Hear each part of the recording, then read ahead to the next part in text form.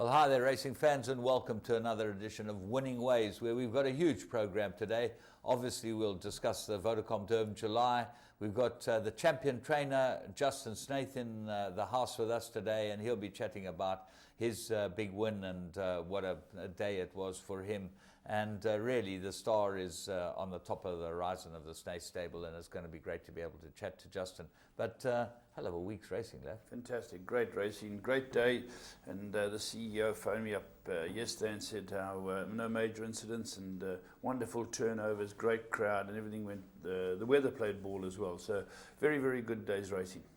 Okay, well, let's go straight into our three to follow. Now, just chatting about three to follow, Bloodstock South Africa sponsor the slot. They had the Suncoast yearling sales over the weekend, and my goodness, that was a success. Gary Player Stud sold the champion top priced horse for R1 million. Yeah, Gary's had a couple over the past few years, so well done to Gary Player Stud. There were some very nice horses, and the people highlighted them and said, these are the ones we've got to go for, and they went for good money. Yeah, absolutely. Let's go and have a look at the first of our three to follow.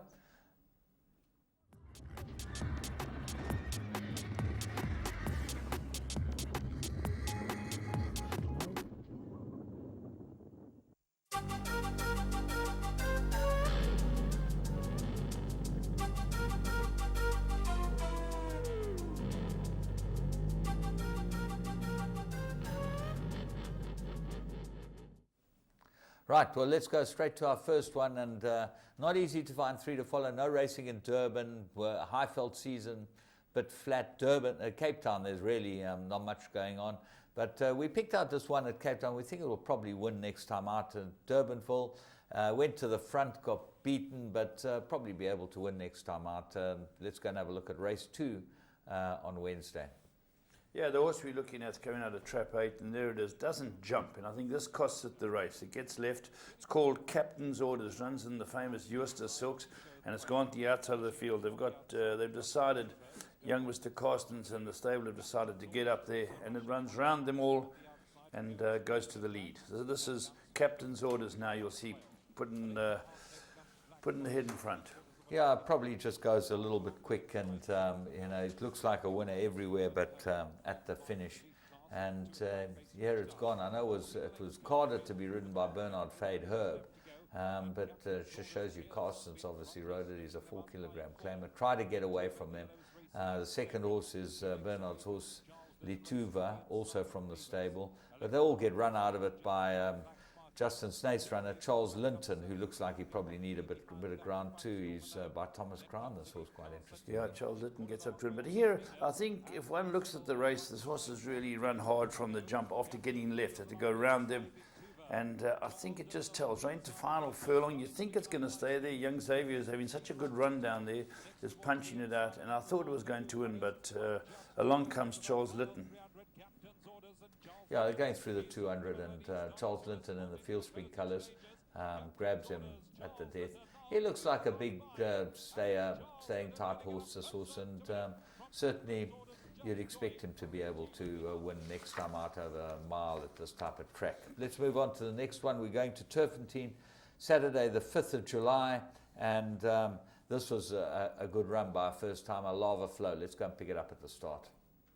Yeah, here we go. This is Lava Flow, and it's from the Michael de Kock stable. He's given a chance to JP van der Merwe, and it comes out all right for a horse who looked like it was standing awkwardly, and JP gets it into the race. The pace is on early with a Lattice Blitz, I should say, going and making it a pace, and Fire Horse, they're up there. Fire Horse is your eventual winner in the English Arcus colours, who's gone to front quite readily with their ears pricked, and runs a good race. Farney Chambers rides there. But the horse we found, Lava Flow, has got the black cap. It's in 5th place, and it elects to go down the inside. Yeah, you'll see Van der Merwe decides to go down the inside. This is a first timer, and it's racing against winners. And you've got to believe that this horse is going to come on from this. He looks like he's taking it time to get going. He's beautifully bred by Western Winter. And here, he looks like, okay, well, now give it a slap down the shoulder and see what we can do. But he just hasn't quickened up with the winner. Yeah, Fire Horses always seem to have them have the race under control. Has pricked its ears a few times, and Farney's just prodded it along. Gets challenged in the outside, and it finds again. And here's where it looks like it's going to win comfortably. And right down the inside, Lava Flow puts in quite a bold run against these winners. Yeah, he runs on nicely. It looks like he doesn't really know what's going on. But remember, middle of winter, you don't make up too much ground. And the winner actually wins pretty comfortably. He's won 2 from 3 now, so he might be useful. And hopefully follows in the footsteps of that other horse that those boys had, War Horse. So they've got Fire Horse and War Horse. They've got all the horses. Right, let's go and look at the next one we've got to follow. Turf and Team, Sunday, 6th of July. Race 1, maiden fillies and mares. And Stewie Pettigrew always finds a nice horse. This looks like a very nice filly. Let's go and have a look at Future Fantastic. Yeah, this again doesn't get the best of luck out of the gate. You'll see it's highlighted in trap 7. Boom, it's a debutant, doesn't know what's going on, and before you know it, it is lost. And it's taken on older horses, isn't it, James? Yeah, it's a maiden field. There's a couple of horses with some form. Send in the Clowns. I think that they're going too far with this one. They've got to come back to the 1200. Probably put a pair of scoops on it or something, because it's flattered to deceive a number of times. Send in the Clowns. Moves through to go and win it. It's 3rd on the fence. This filly we picked up is Stone Last. Yeah, it's in infant Saltrex coloured. I think he bred it as well, and he's got to be very pleased with that. As James says, Send in the Clowns is beautifully placed. Anna Bianca's gone out and made the pace, but that tire isn't the stretch and soon folds. And sitting at the back here is Mr. Simons, Randall Simons, on this horse called Future Fantastic, and it's a good run by the debutant as well. Well, the guard is shot now. You'll see that Sean Terry's run Crystal's Revenge, moves up on the outside. That looks like it's going to win. Then Send in the Clowns moves up the inside. That looks like that's going to win easily. And this filly's lost still. Yeah, and the winner Image makes up a lot of ground from the back too. It's cutting through them for Chase Morjean. You see the black cap weaving through. At this stage, I think it's Send in the Clowns who's leading. Send in the Clowns in front. And they're now starting to, Image runs right past it. That runs looks like it's going to win, and that's exactly what happens. Yeah, here's Future Fantastic, a wonderful debut. Be with the source next time. Right, well, those are 3 horses to probably follow in the next starts. I would think that's who they win. I don't know that they're Group 1 material, and you know, when we find one that we think is Group 1 material, we'll highlight it. But let's go and have a look at our blast from the past.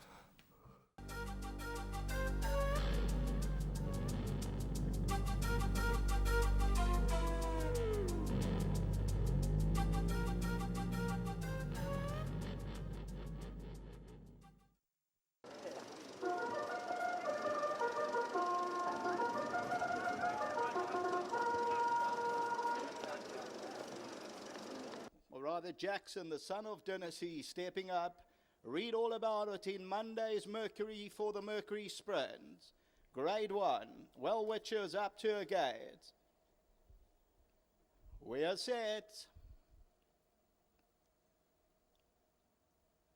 Start hit the lever, they sprinting away in the Mercury Sprint, and What a Winter's right up there, so is Contador. That's pacing it with them in the early stages, and also well placed as Wild Type. All is Secret, the grey, is among the leading group. They're followed by Captain Secret, who's also well positioned, and they're followed further back by Jackson. Not much covering the first 5 or 6 horses. Balsar is over on the inside. Then comes Copper Parade Moroccan.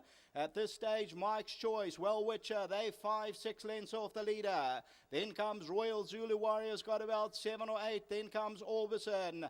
They move towards the 500 in the Mercury Sprint. All is Secret and What a Winter. These are the 2 disputing the lead. Contador's now being asked to run. Then comes Jackson. Mike's Choice trying to make progress. All is Secret, What a Winter. Well Witcher's come from nowhere. She's putting in a strong claim. What a Winter comes under pressure from All is Secret. Well Witcher's running on. All is Secret, What a Winter. But All is Secret's finding more. All is Secret's going on. And All is Secret has won it. Well Witcher second. What a Winter third. Jackson fourth. And behind that one was Wild Type. Well, that was the swan song for What a Winter. It didn't work out as they expected it, but this filly won a great race for Vaughan and MJ Bielefeld. Yeah, Captain Allegain, very, very good. She's always been a very good filly. She beat some crackers here. Nice to see Jackson prepping into 4th place. He's now at stud. Where's he at Highlands, James? Yeah, I think he was getting ready for the Champions Cup, which That's is right, what he which won, he won. didn't he? Yeah. Yeah, he So prepped. we've got this race this weekend, the Mercury Sprint. Always a great race, and I think this year will be no different. No different, finding out who's the quickest in the land. But All Is Secret prevailed, and well done to Vaughan and MJ. Let's go and have a look at our plum of the week. We've got a very big current affairs. We've got about 5 or 6 group races that we're going to show in that. So let's move on and have a look at what we picked out here.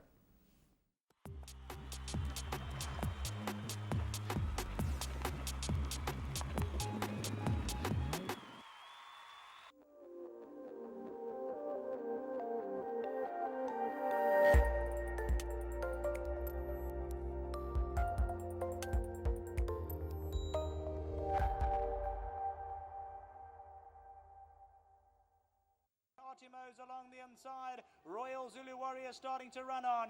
Chestnuts Rockets at the 200-meter marker. One Cool Dude has him in his sights. Lockheed Jetstar's warming up late. One Cool Dude. Lockheed Jetstar's coming strongly on the inside. Lockheed Jetstar coming at One Cool Dude. Lockheed Jetstar got there. One Cool Dude second. Photos Otimo and Chestnuts Rocket for the minor positions. Lockheed.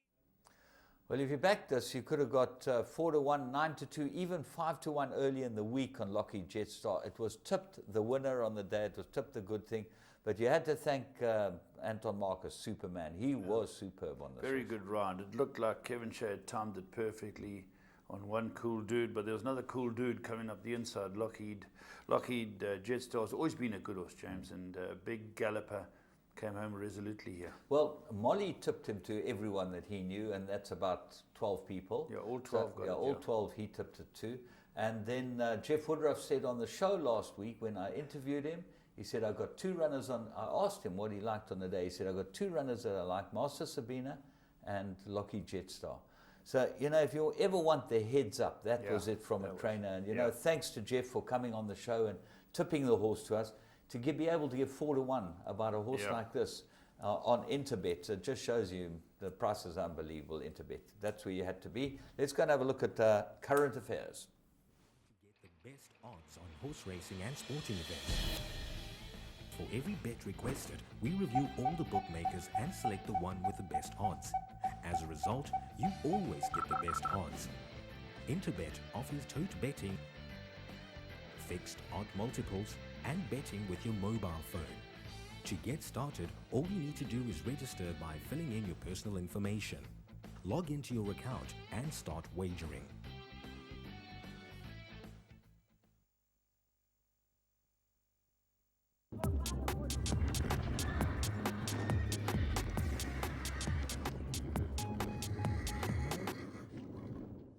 Right, welcome to another edition of Current Affairs, and great racing on the big Vodacom Durban July Day. A lot of group races, a lot of great racing, and seeing the top 2-year-old colts and fillies in action as well. Some very good stayers, and of course the plum at the end of it, the big one. And James, a great day's racing from all accounts. Very good. There were a couple of things that really I thought were brilliantly done. The fashions are obviously always the thing, and Raymond, you know, Spielberg is going to put together this whole montage that is really we'll show in the next week or so. The band was fantastic, and at least they got on and off, because last year they held up the race about 5 minutes. That was really moving, and everyone on that race course stood up, sung the national anthem. Fantastic. And then we had our president arrived here and shook all the jockeys' hands. It was very interesting to watch that whole thing. I think it's fantastic you can get the president of the country to come out to a race meeting. You know, it's you know, the Queen does it in England, which she loves. Her passion is racing. But imagine Barack Obama and these big guys getting down and meeting the jockeys. And our president has done it a couple of times here at Greyville. Well, well done to Mr. Prez. And it was a phenomenal day's racing. We started off with a couple of races on the poly track, which went according to plan. And then from there, we moved on to the first leg of the place accumulator, the Campanage 2200 for the horses that didn't get in the July. And not by any stretch of the imagination would you have believed any of these horses could win the July. But Jeff Woodruff tipped us Master Sabina, and so it turned out.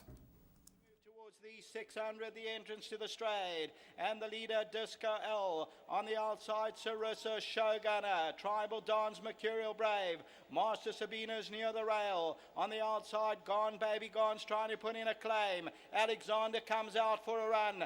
And Master Sabina's looking for running room at the 300. Gold Onyx runs on. Master Sabina. Gold Onyx and Master Sabina over the last 200. Master Sabina and Gold Onyx, it's not much to choose. Gold Onyx, Master Sabina, Alexander's coming on powerfully on the outside. Master Sabina, here comes Alexander, but Master Sabina won it. Second Alexander, third place Gold Onyx, and it's close for fourth. Well, there we are. A great ride again by Arthur Marcus. And Michael De Brolio, he bred this horse, he owns this horse. Very good horse, James.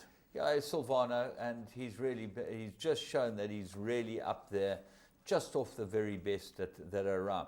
The run that interested me is the horse that ran second, Alexander, because if anyone's going to lower the winner of the Gold Vase as colours in the Gold Bowl, it will be Alexander. Yeah. He'll get 52. They've prepared this horse perfectly for the Gold Cup. Make a close note of him. We'll chat closer to the Gold Cup time. But Alexander ran the best race of the rest. Absolutely. And Gold Onyx always been a course specialist. Always a been very there or good third. thereabouts. So that was it. Michael De Brolio, Jeff Woodruff, and Arthur Marcus getting the down roll. That was a grade 3 race, the Campanaggio 2200. Right, let's move on. Then the next race we're going to look at is the Gold Vase. And James, all the talk was Hot Ticket, the top weight. Yeah, and I think that he showed that he's the best stayer in South Africa. Yeah. Win, lose or draw the Gold Cup, I think he's the best horse around. Yeah. He's going to give weight to everyone in the race, but the way he quickens up, he's well worth watching. Let's go and have a look at him. He's in the blue and white colours in about the middle of the field. You'll see him. And Carl just lets him go. He cruises past them. On the inside of that, Dylan's Promise. Those two go eyeball to eyeball, then Seal. Further back is Wild One. Gothic's on the outside, then Eaton Mess, followed by Magic Smoke. On the outside, Storm Warning. Hot Ticket's going to go through down the inside. Canterbury Tail, the leader. Hot Ticket now starts a run, and Hot Ticket comes bounding into the lead at the 200. Wild One thrown out a challenge. It's Hot Ticket and Wild One over the last 100. Hot Ticket just the leader. Wild One is fighting back. Hot Ticket's going to do enough. Here comes Wave and Flag. Hot Ticket just won it. Wave and Flag second. Third will go to Wild One in an absolute thriller. Hot Ticket. Well, there we go. This is a very good stayer. He had 60 on his back. Beautiful ride by Colony. Yes, for Dean Canema and the clients, and Dichtepay, Stud and Stegman's bred this. Well done to them. As you say, he is the best stayer, but he got a bit of a gallop from the other two who ran up close. Wild One looks very good, and Waving Flag looks very good. Well, if you analyse the race, he had them stone cold going through the 300. He ran past this field like they're standing still. I would think Carl would have probably been a bit worried he'd gone too early, and I don't think he'll make the same mistake in the Gold Cup. He'll probably sit a little longer on the horse, give him a chance, because he quickens up this horse very, very well indeed. Yeah. And I remember last time he won at Clarewood, he absolutely cantered past them. He did exactly the same here. He's a really, really good horse. And as I say, only horse that I can see him beating him. I can't see the two that ran second and third, but I can see Alexander giving him a good run. I agree with you, James. Now we're going on to 2-year-olds, because this is when the action starts. The Zulu Kingdom Golden Slipper is going to be the first one. And the talking horse was Albaran C and didn't get away on terms. And the winner comes from off them, James. A beautiful win by the winner. The winner comes from Stone Last. It turns into the straight, absolutely stone last. Goes up the inside and gets up to win. But Albaran C, the start not everything went for her. Yeah. She went early in the straight as well, and she'd already been scrubbed along after she had a tardy start. So, And James, Pine Princess, I think Michael's got to realise that Pine Princess is a very good filly too. No, I don't think anything's as good as Albaran C. I think she was beaten, but I think she's the best. What about a horse like Marjmu? They've got a 2-year-old who's unbeaten. Marjmu, but hasn't she gone overseas? No, she's nominated for the Gold Cup Day. Oh, is she? Okay. Yeah. Well, let's have a look at this race. This was the talk. The Golden Slipper, a Grade 1 race for 2-year-old fillies. Zulu Kingdom Golden Slipper, Grade 1. Stand by, 1,400 metres. And they sent back on their journey. I think Alboran C was slown to stride about 2.5 lengths. The favourite Alboran C slown to stride, but Muzieni's keeping her in touch about 4 lengths off them at the rail, about 6th position. Eros's Girl, the first one to respond. Balkan's right there early. Pine Princess, the black caps around runners. Now Alboran C tugs against the bridle for a stride or two. Not much pace on, 3-4 lengths in it. Little black number, Rich Girl. Rossi is between runners. 7 grand towards the inside, 6 lengths off them. Love to Sail, a little bit of jostling towards the back end. Carry on, Alice got 10, 11 lengths to trace down. 600 meters to go in the Zulu Kingdom Golden Slipper. Eros's Girl, Balkan now slips through at the rail. Pine Princess, Alboran C, let's see what she's about coming to the top of the lane. Flame Cat's further back in the running. 7 grand gets a length closer. Balkan by 2.5 lengths. Alboran C, Eros's Girl to the outside. 300 to go. Balkan. Now Alboran C let loose. Pine Princess. Flame Cat's running a cracker. Alboran C hit the front. Down the center. Pine Princess. Flame Cat. Alboran C. Bilateral gets going. Pine Princess. Alboran C needs the line. Bilateral's flying on the inside. And Bilateral got up from Alboran C. Pine Princess and Flame Cat behind these. Well, what a great finish to a great race, and a superb ride by Waishong Mowing for his brother Waho Mowing on Bilateral. And Lateral, great job. Freshman stallion. You know, everyone was saying how well some of the others were doing, but this was a great result for Lateral as well. Well, the interesting thing is Lateral has been relocated to David Southey's Southford stud in the Karoo. Oh. That was the news that I heard on the racetrack. Maybe he'll be on his way back to Main Chance. Main Chance. Main Chance owned him. They owned a portion of him, I believe. Yeah. But no, they owned them all, I think, and they bred him.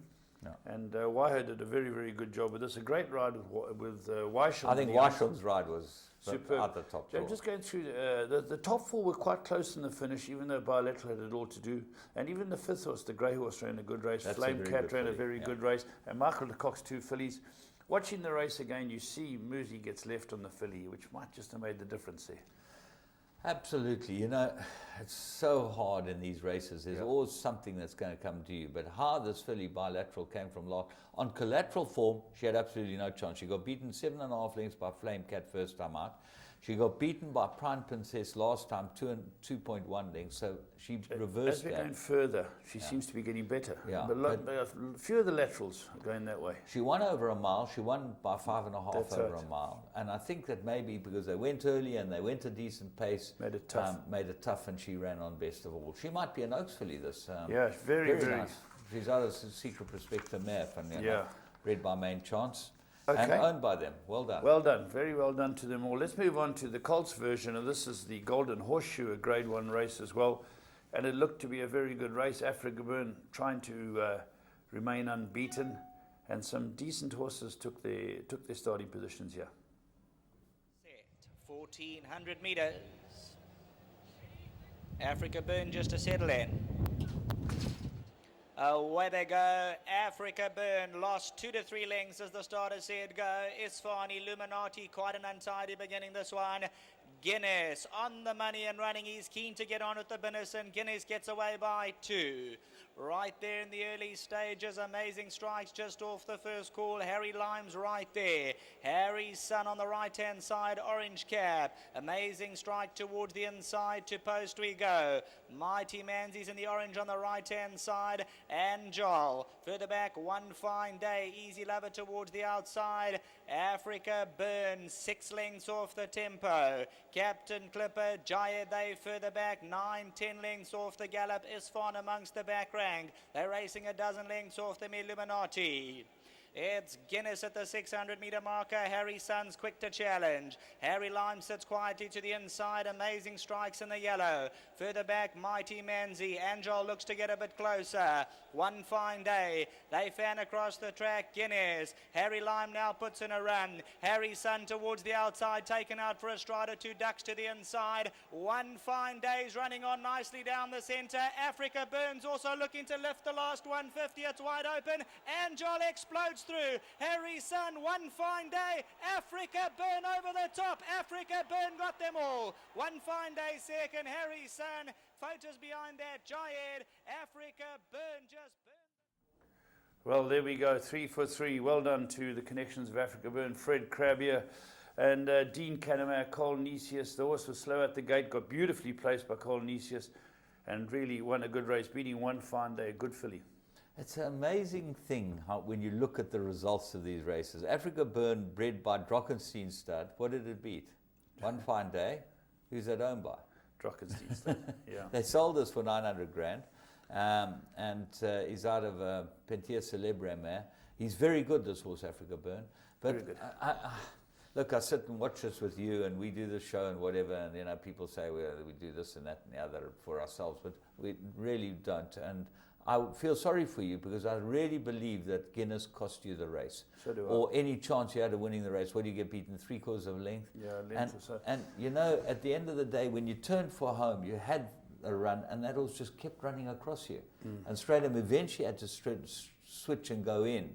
The Back third horse had gone past but us. they'd all run past you when Yeah. you ran third. Yeah. Okay, so Well, I mean, the horse that wasn't third up the hill. Oh, okay. That ran past us. We came past that. Yeah, if Stratham hadn't moved him out, he'd have ended up unplaced, been stuck on the outside fence. Yeah. And No, that's the that's right. tragedy, you know. I believe in my heart of hearts we were unfortunate. Second Group 1, he's been unfortunate to lose, but don't take it away from the winner. In this game, you've got to take the knocks and the rubs, and I just think Harry's son just hasn't got the luck yet, and when he does get the luck, he'll pocket a Group 1. But well done to Africa Burn, well done to those Connections, and a great run by the filly and runners-up. Yeah, Trippy first and second. You know, Yeah. another Group 1 for him. You know, Very everyone's good for got to Trippy. say that Trippy this and Trippy that. You've got to Trippy's get a Trippy. bloody good stallion. He's a great stallion. He's proving it, and he's going to throw them now. They're going to start mounting. These are 2-year-olds coming through, so Trippy's done it again. Did it last year with a 2-year-old, done it again. All right, now, James, it's time for the Vodacom Durban July, the Grade 1 race where the country comes to a standstill. And it's a race that's going to have a lot of people talking about it. We've got a few angles to look at, and James and I will give you what we feel was what we felt about the race. Well, I think we got started from the beginning, and what you will immediately notice is no one wants to go to the front. Espumante is strangled. She doesn't want to go to the front. They slip around her, a couple of them. Then Stratham decides halfway up the backstretch that he's going to get closer with half the deficit. Talina, who normally races from the back of the field, sitting up fourth. And the race was actually won by the jockeys that took the initiative and went up there. The drama unfolded in the straight. We'll watch both angles after we've chatted about the race. So let's watch the race, we'll chat about it, and then we'll watch the drama. Handler comes clear. The big showdown. Gates crash open to the roar of the crowd. Espumante's right there in the early stages. White Line Fever has a good early position. As they look for good early positions, Espumante, White Line Fever. Wiley Hall's just off them. Legislate the pink caps moving around Talina. Halve the deficits behind these. Futuras beautifully placed at the rail, the white cap. Cape Town Noir further back in the running. In the fast lane, Captain America almost came down, had a check for a stride or two. King of Pain moves around runners in the fast lane. Louis the King's 3 around the red cap. Rakes Chestnut third to last. Jet Bell and Cherry on the tops, the trailer in the Vodacom Durban July. Legislate now strides forward. There's no pace on as expected, a number of fighters, and Legislate now looking to do the work in front. Wiley Hall's right there, Espumante's at the rail, Talina. White Line Fever for Turin, half the deficit. In the fast lane, 6 lengths off the leader, Cape Town Noir, Punta Arenas further back, Captain America. Louis the King raises his crown. He's 9 lengths off the leaders. Jet Bell, Rakes, Chestnut and Cherry on the top. Half the deficit makes a move on the right-hand side. Wiley Hall now picks it up. Half the deficit second. Legislate waits in third. Espumante scraping. Paint 3.5 off them. Telina's further back. White Line Fever Futura. In the fast lane, Cape Town Noir. King of Pain and Captain America, 9-10 lengths to make up. Louis the King's going to have to start up his engine. He's 10 lengths off the leader. Homeward bound in the Vodacom July. Wiley Hall by 2. Legislate and halve the deficit, second and third. Espumanti Talina. Wiley Hall. Legislate now let loose at the 300-meter marker. And Legislate now takes on Wiley Hall. Halve the deficit further back. Wiley Hall digs in. Legislate, they come together. Wiley Hall. Legislate now alongside. Wiley Hall. Legislate. Futurus flying on the inside. Here it comes. Wiley Hall perhaps ahead. Wiley Hall legislates on the outside. Futura gets going at the end of the race, but as they come to the line, number 5, Wiley Hall rises up. Well, what a great finish. 2 horses giving it their all up the stretch, making contact with each other. And James, you're highlighting the pace again. One of the slowest races ever run. The first 4, 5 placing. And none of the placed horses came further back than Futura, who was in the first half. Yeah, I think that that's the key to what happened in the race. In analysing what happened watching the race there and then, because we'll analyse the objection later, you've got to say that Richard Fourie rode a brilliant race. I'm not sure that those were his instructions. We'll chat to Justin later. And MJ Bielefeld rode just as good a race. Just a good race. Because this horse has never ever gone to the front, this horse Wiley Hall. Never. In his whole career, he's always raced from off them. Bielefeld saw, now these are 2 Cape jockeys. What interests me, they're 2 Cape jockeys.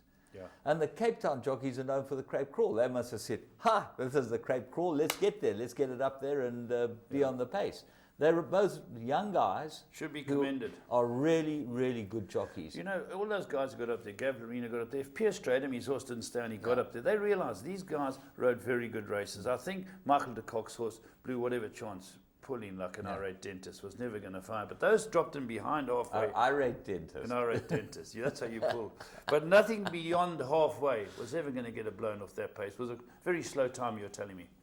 Very slow time, 2 minutes 16, one of the slowest ever, but it just shows, the pace showed that. Let's now go and have a look at the 2 head-ons, and then we can talk about what happened and how the whole thing panned out. Because, you know, you get these things in horse racing, and there's always going to be 3 sides to the story. The right one, the wrong one, and the middle one, and there's certainly 3 sides to the story. Let's go and have a look. Right, here we go. Just to let people know, the winner first time around is in the blue, and the one on the outside. They seem to have come together initially. Now they come together again. And now they come together again. We'll get this in slow motion. And the winner first time around seems to be going outward, and the horse on the outside who runs second gets it. So James, looking at that, it's hard and fast motion to see it. There seems to be contributing factors. I think the slow motion might tell us more. What do you think? Absolutely. Let's go and have a look at the slow motion and watch. The first movement seems to me to be Legislate onto Wiley Hall. That's at about the 400, but then from there on, there we are. Okay, now I don't know. This is not far enough back. Yeah, this is about the 200. From here, you can see that definitely Wiley Hall is lugging out onto Legislate. Yeah. They're both going stride for stride, but Justin's a polo player, I'm a polo player. I can tell you, when you got your head in front and you got your boot in front of the other horse, it cannot get past you. I don't care how quick it is. Yeah. And Denzel Karlsvik and David Walker and all those great number 1s from the old days could not get past us big, strong horses when we had our boot in front of them. And they were on quick horses. Yeah. That's the difference. And again, this head-on is from the 200 out, where I think the initial contributing factor might have been earlier. That's what people were saying. But you can see MJ Bielefeld's trying to keep his horse off the eventual winner. What's interesting is that they say that the sticks make a difference. Well, Bielefeld's got his stick in the right hand to keep his horse off the horse. He's got his stick in the left hand. Right. Okay. Then you turn left. Right. Okay. Then get there, James. Get there, please. Richard Fourier's got his stick in his left hand, but his horse isn't lugging in, certainly from the 200. Yeah. His horse is being taken out. Yeah, good point. So, at the end of, there it was, heads in it. Who do you give the race to? Yeah. You had the 3 best types in South Africa. That's right. The top three stops were in the boardroom. I believe Carlos Rodriguez was up from Cape Town. Dave Short McGilvray. Parker and Dave McGilvray. They're all leading stops. Well, in they internationally recognized stops. Correct, very good stops. They would have sat in on this, and it's very, very tough when you're going to have a presentation with the president there, but they had to do what was right, and they called it as they saw it. Okay, now I want to throw the converse side of the coin. Yeah. If Wiley Hall had kept the race Yes. and they'd left the race, I think there would have been a bigger outcry. Possibly. Because I do believe that he did interfere with the horse. You hate to see a loser. Yeah. I I would like to see a dead eat. Justin's had a dead eat already. He's had a dead eat. Justin's won 2 Vodacom Durban Julys now, and they've both been very tight. I think we should keep him out of Durban. Keep him out of Durban. Let him stay tight. He's a very contentious young man. I just want to talk about this.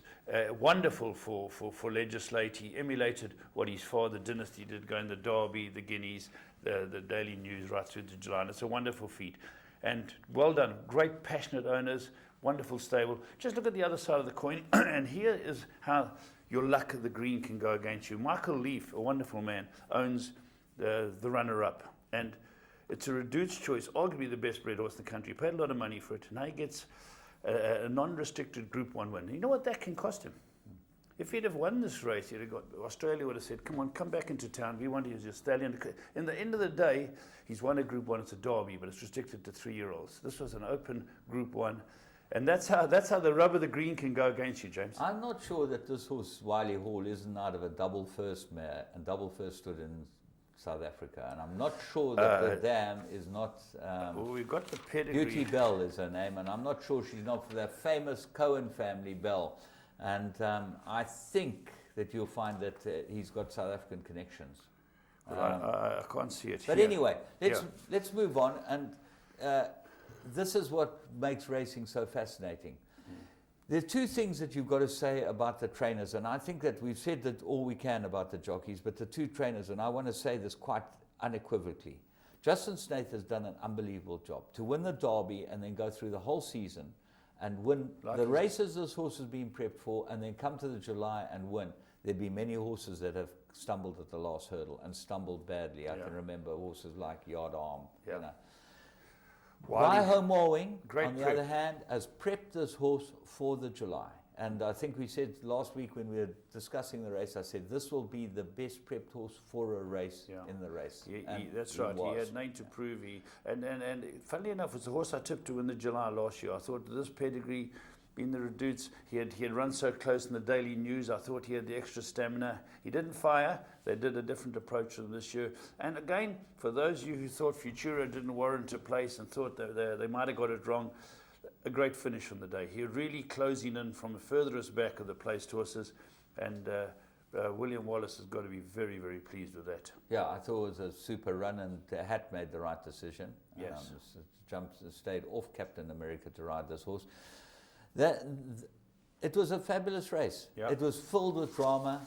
We had all the right people there, and as you say, the owners. Well done to all the winning connections. Commiserations, obviously, to Michael Leaf and Waiho and that whole gang. But hats off to the winners, you know, and to the spoils go the victors, or whatever it is. There was one more Group 1 to come, James. Well, this is, the July or everything leading up to this race was phenomenal, but we all waited with bated breath to see the champion, because she is a champion. She's a champion. Beach Beauty, we wanted to see. There were so many people chatting on course that Hammy's Hooker might beat her. She's turning 7 now, this and then the other. Let's go pick her up at the start. Yeah, Garden Province Stake, Grade 1, Beach Beauty against Hammy's Hooker, and what a race it turned out to be. Runners dispatch from the 1600 meter marker. Not a bad beginning this one. Maybe Yes is at the back of the field. There goes Louvre into her favourite position. Razzle Dazzle Rose is right there. Beach Beauty's back in third. Only a length and a half off the leader. She had a good draw today. Hammy's Hooker's only a length off her. They're followed further back in the field by Dancing Dynasty. And then comes our Cetri Ping. Love Vivian's about 6 lengths off the leader. Lana Falcon, Goldie Coast, and maybe Yes, the trailer, about 7, 8 lengths off the leader. They move away now to the 1,000-meter marker and Louvre the leader. Back in second is Razzle Dazzle Rose. Near the rail, Beach Beauty. She's only a length and a half off them. Amizuka's got 2 lengths to find on Beach Beauty. Then Arcetri Ping. Behind that one is Dancing Dynasty, Love Vivian, Goldie Coast and Lana Falcon. About to be homeward bound in the Johnson Workwear Garden Province Stakes. And it's Louvre the leader. Razzle Dazzle Rose second. Beach Beauty just wait. Hammy Hooker's about a length off her. Then Arcetri Pink and then Dancing Dynasty. Louvre the leader and Beach Beauty. Here she comes. Hammy Hooker coming around to put in a claim. And it's Beach Beauty. Hammy Hooker now throws out the challenge. But Beach Beauty by a length. Hammy Hooker's on the outside. Beach Beauty continues to roll. Hammy Hooker's making a race of it. But Beach Beauty, she just keeps on finding more. And Beach Beauty won it. Amizuka second, Arcetri Pink, maybe yes, and Lana Falcon. Yeah, this filly's a superstar. She's done it again, and she's rising 7. She's now in the 5 million figure, James. I think she's earned more than any other racehorse has ever earned in South Africa. I think you could be right, she's yeah. at the top of the earnings pile. And capping a great day for Dynasty. Yeah. And that made a hell of a noise. Was that who let the dogs out? Who let the dogs up and who let Beach Beauty out? And the owners were all here, and now I believe they're contemplating one more run. I think it's been purchased by Drakenstein, James. Yeah. And they will be looking to get it to stud, so there might be one more run, or there might not be one more run. But You know, Laf, she's for entertained me, us. she's done everything. Yeah. Now the greatest stage, horse racing stage in South Africa. Yeah. She's done it. Yeah. Call it a day.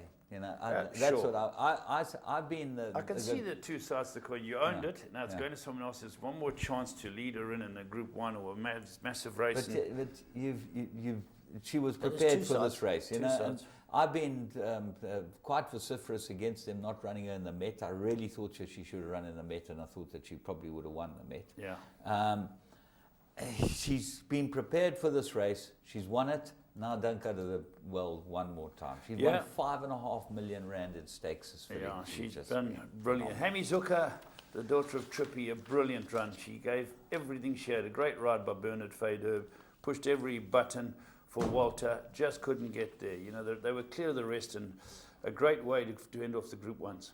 And how were the turnovers for the day? All good. Everything very, very up. good. The Absolutely. crowd was phenomenal. It Really, really good gets day. bigger and bigger. Gets bigger and bigger, capped by the president coming. So a wonderful day's racing, James. I think there was a race overseas you spoke There was to me only about. one race overseas that we wanted. Look, there were a number of there were Oakses in America and that type of thing. But Mukaram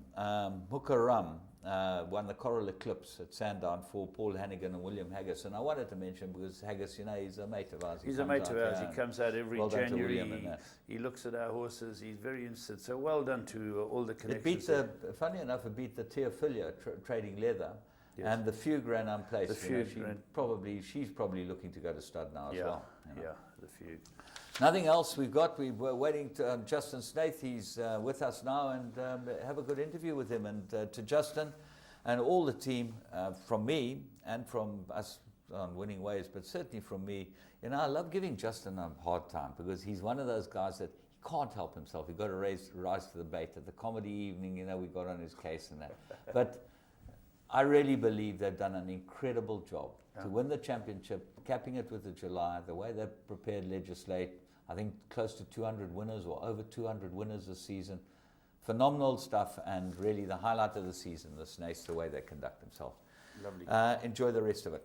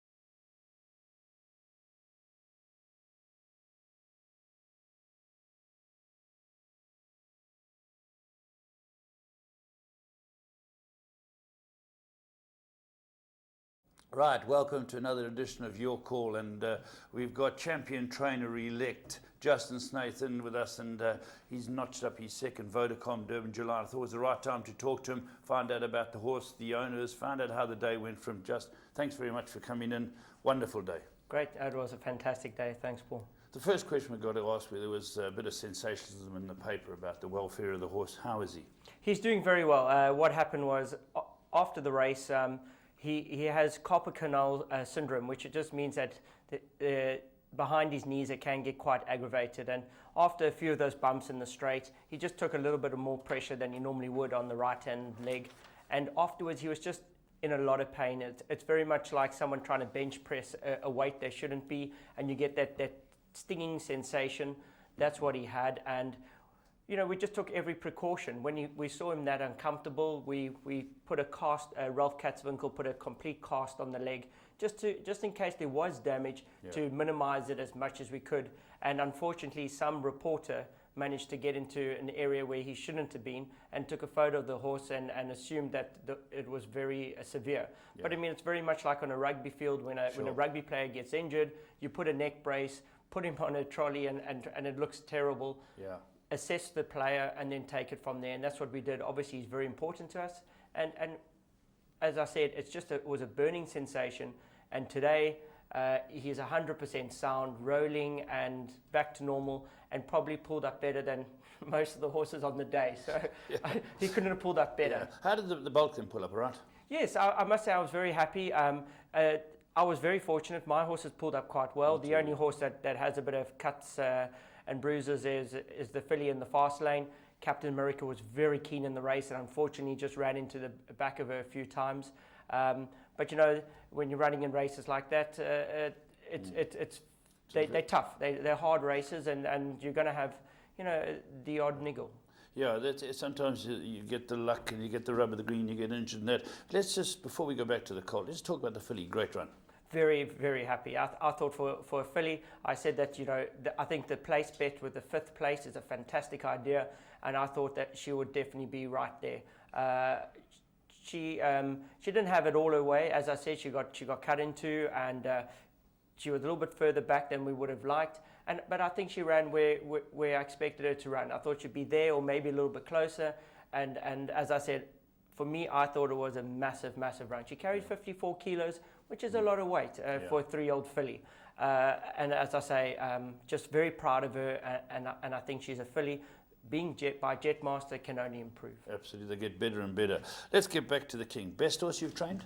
Yes. I don't always like to say that because it's unfair on the other horses. Yes. You're a young man. Yeah, no, well, I think he's a fantastic horse, and he's just got such a turn of foot, and soundness is great. I mean, as I said, his joints, his knees, and everything like that. He's a very sound individual, and looking forward to the summer season with him. Now he has a break. Yes, he'll have a break now until we leave at the end of the month, and then he'll probably go to. I'll confirm with the clients and that, and just see, you know, that they agree, and I think he should go to Drakenstein Stud for just a couple of weeks, just have a little bit of a change. Grass see what paddock. Could be his home one day. Yes, yeah. I think give the other stallions there a little bit of a warning. Yeah. He's emulated what his father did, which is a great training feat in itself, and it shows the ability of the horse. The hallmark of this horse, as you say, is his acceleration. His father had it. Now, when you discussed it, when you pulled the draw, and you said, I'm drawn 14, but I can come into 12, did you make the plan, Richard, we're going to be up there? The draw wasn't always a factor, but I wouldn't have liked to been further out. Yeah. He had a 14 draw, but there were a lot of reserves, so he came into 11. 11, you can manage. You can manage 11. 14, 15, 16 out there, not so easy. So I wasn't too concerned. Our intention was to drop in. Our intention was never to go handy. Yes. But as he came out, he had a lot of running. He was quite keen. So Richard was looking to place him. Richard was sitting on the outside, 3 horses wide, looking around saying, where's everybody? I don't want to be here. I don't want to be in front. Richard, this horse has never been in front in his life. But he was in a situation where, well, now no one's coming. Plan B. And I give him a lot of rein and a lot of faith in him, and he knows the horse well, so he went to the front. What did you think at the time? I thought, quite honestly, I thought that they can't beat him now.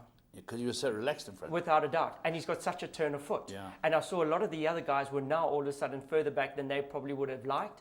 And I thought, to me, this is probably going to work out in his favour. And I thought, well, he's going to be very hard to beat. Yeah, he was. And then MJ came up to you, and MJ realised that his horse was fresh too, having a nice prep. They'll be up there. And when they loomed for home, it looked for all intents and purposes that these two had got clear. You suddenly glanced and the pack weren't in the race. Yes. And you knew, I'm going to be in the first two. Yeah, no, I thought I'm going to win. We're going to win. Yeah. when he came up, I was like, no, this is because I just know the horse well, and he's such a fighter. And there was nothing else, like you're saying, that was coming out of the pack. So it was down to the two of them, and I thought, no, this is going to be a race, and I thought, no, we'll be in the winner's box this time. Great tussle. Yes, I thought it was fantastic. You know, I had nothing to do with the objection. I didn't even go into the Stipes room for any, in my opinion, or anything like that. So I kept neutral. It was all happened in the boardroom. And, you know, for me, MJ is a very good friend of mine. And I actually spoke to him today, and I said, you know, MJ, the way that you've conducted yourself in the whole incident and everything that happened, you know, you can be proud of yourself and your family can be proud of you. I think the way that you've done it is just, you know, as I said, I'm just very, very proud to be a friend of yours. He's a true professional with the chink. He supports the Bulls. Yes. But you've got to spare a thought for the runners-up because, you know, Michael Lee's put a lot into the game. It's a beautifully bred horse. Wire was having a day of his life. So it's disappointing, but that's the rub of the green. I've been on the other side of the coin as well, and I really feel sorry for them. I mean, I actually went to Wire after the race, and I said, Wire, I'm very sorry. I mean, I know how you might be feeling. And, I mean, Wire was in absolute tears. He was broken. He was crying. And I just felt terrible. I mean, I really did. Everyone wants to win a Durban July, and you want to win it a certain way. Yeah. And as I said, it was you know, my condolence to all of them, and to Wiley Hall. You know, he gave everything he had. So it's not nice. Yeah, it's wonderful when you see these great athletes, two magnificent horses fighting it out. Yours being a year younger, and the set himself up for Horse of the Year. I think so. To win the Durban July for a 3-year-old with 56, I think his father carried it with 52 and a half or something like that, to give an idea of the conditions and how hard it is. And he gave weight to all the 3-year-olds. So he led the race, he gave weight to everybody. Yeah. So he was really in the deep end. And I think for him to come out on top is just so proud to be part of the whole team. Wonderful owners, Dennis and Gail Evans, you know, Jack Mitchell, and of course Gaynor Rupert, stalwarts.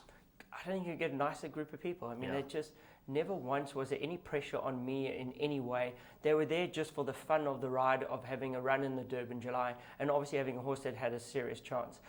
Just a pleasure. Just no pressure. No one was, you know, we're just there for a good day out. And when it looked like, you know, we might have got beat, well, you know, so be it. It was nice to see that Gaynor's husband had come down for the race too. So it was wonderful to cap it for them all. I think it just shows what type of family they are. Johan came all the way from their funeral in Somerset West, and he's supporting his wife. And I thought that was just such a great gesture, and he enjoyed it. It's just amazing what Gaynor's done in a short period.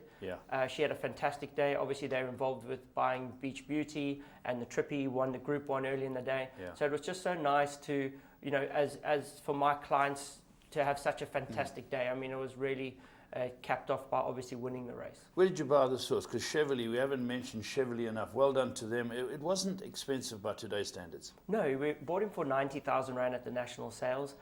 When we purchased him, we thought something was wrong. There's a leg missing. He was so cheap. No, he had cleared all the X-rays and everything like that. So we just shows you're a big buying organisation. You've got a wonderful team behind you, going back to your parents, your brother, and the rest of the team all over the country. When you go to sales and that, you obviously try and get the best horses and the best pedigrees and that. And this horse must have come way under the radar budget-wise. Without a doubt. We thought we were going to pay a lot more for him. But we had a lot of faith in Dynasty at the time. Yeah, and you still have. We still have, yeah, or now more so. But we put a lot of faith into Dynasty, and we've got a lot more. I've got Jackson's brother, full brother by Dynasty, which we haven't brought out, and horses like that. So we've gone he 2? very big. He's 2 years old. Yeah. He's a beautiful young horse. I remember. And I'm looking forward to racing him, come the summer. So we've got a lot of dynasties that we looking forward to bringing out soon. So very happy that I got them. Let's talk about your team.